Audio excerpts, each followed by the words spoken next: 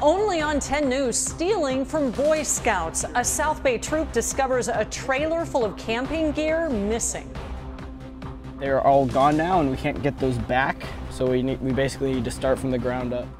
The one thing they'd really like back, the thousands of dollars in gear that's now gone. And today, a construction worker falls down a 40-foot hole, injured working on the border wall prototypes. Now, the confusion his accident is revealing about who's actually in charge.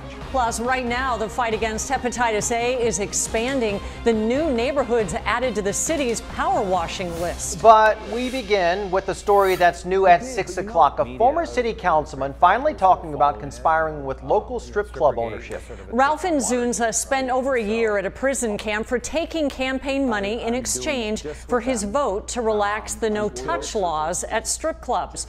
And tonight, he is talking to 10 News reporter Steve Fiorina about the scandal known as Strippergate. It began back in 2003 here at Cheetah Strip Club.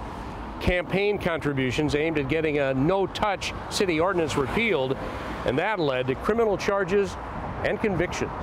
Going to prison is very surreal. It's purgatory on earth.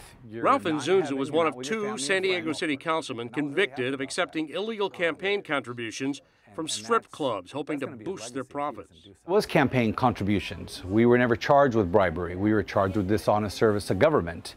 And so I thought that what we had done was above the law.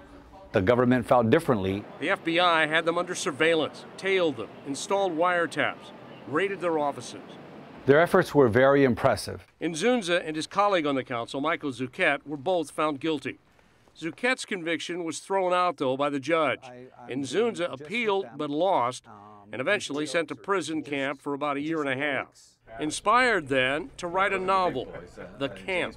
This is a book about a nerdy politician who is called El Mayor. And he goes in there and he meets all these young guys who have made some mistakes, and he starts to see some of the faults in the judicial system. A book with a message, but he wants to entertain as well. It's a comedy drama. I like to think there's a little bit of my personality. Ralph Nzunza is often recognized around town. It's mixed. Some people say I got a raw deal. Some people look at me and wonder where I've been or what I've done, or surprised that I'm alive. He said he's not going to let a speed bump in his life define it. Every day is Disneyland. Every day is great. I've been out for about 4.5 years, and I haven't had a bad day. A book signing is planned for a week from Friday night at Warwick's in La Jolla. Nzunza says he already has an idea for a second book about the civil rights movement near the U.S.-Mexico border set in 1982. New information about